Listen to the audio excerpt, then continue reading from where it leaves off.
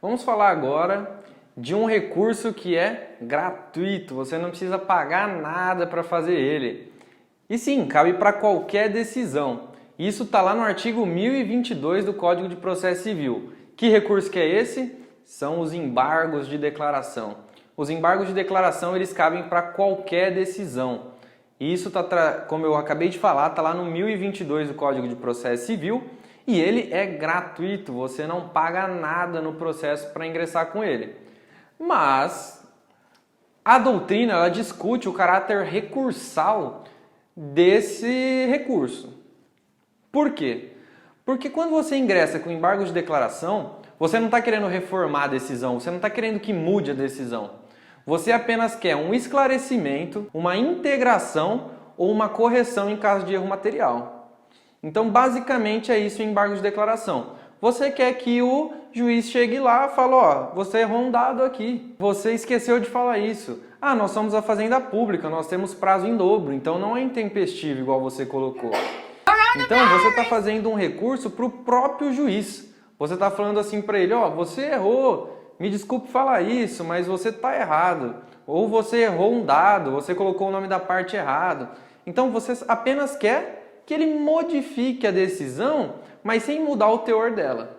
Então, esse é o conceito de embargo de declaração. Como eu estava dizendo, quando você opõe os embargos de declaração, você não quer que modifique a sentença, você apenas quer um esclarecimento, uma correção ou uma integração. Entretanto, existe uma coisa chamada efeito modificativo ou também efeito infringente. Isso diz respeito à possibilidade de, no agravo de instrumento, o juiz olhar e modificar a sentença. Só que, em regra, o efeito infringente, o efeito modificativo, ele não existe no embargo de declaração, em regra. Mas existem duas hipóteses, duas exceções. E quais são elas? A primeira é quando você quer corrigir um erro material. Quando ele vai corrigir um dado, quando ele vai corrigir o nome da parte, ele está modificando a sentença, modificando quem é o réu, modificando quem é o autor, às vezes algum dado, algum valor que ele escreveu entre parênteses num negócio, mas fora do parênteses está outro, você quer corrigir aquilo? Vai modificar a sentença de certa forma. Então, no caso de uma correção de erro material, ele tem esse efeito modificativo, pode haver a modificação da sentença. O segundo caso é quando há a omissão e o juiz vai ter que integrar. Então vamos supor, eu peguei, caí de moto, quebrei a perna porque alguém veio e bateu na minha moto.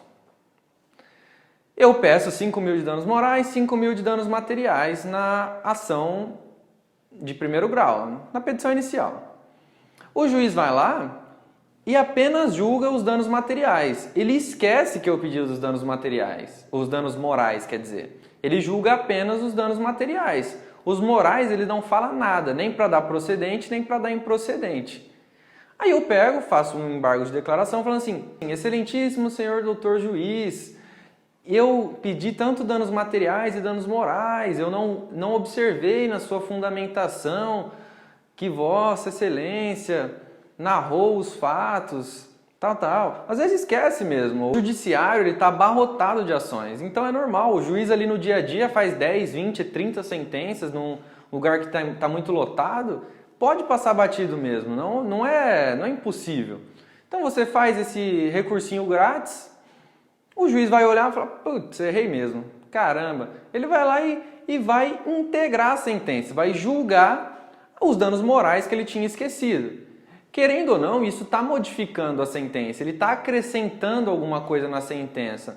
Às vezes, ele dando mais danos morais, às vezes ele vai falar, putz, mas eu tinha colocado os danos morais nos danos materiais e nem tinha me ligado. Então, às vezes, ele vai diminuir os danos materiais e colocar os danos morais no valor, entendeu? Para equiparar o valor que ele tinha colocado de danos materiais. Às vezes, ele somou no calor do momento ali e esqueceu. Então, pode modificar sim a decisão. Então, tem também, no caso de integração por omissão, a possibilidade de haver o efeito infringente, o efeito modificativo. Ainda no caso do efeito infringente, caso houver a modificação da decisão e a parte contrária, a parte que ganhou, a parte que perdeu, tiver ingressado com outro recurso, vamos supor, apelou, a outra parte apelou. Se houver o efeito infringente, ela vai ser intimada para complementar aquele recurso que ela interpôs. Se não houver o efeito modificativo, aquele embargo de declaração, ele apenas completou algum errinho besta, ele tinha errado um número no CPF, um exemplo.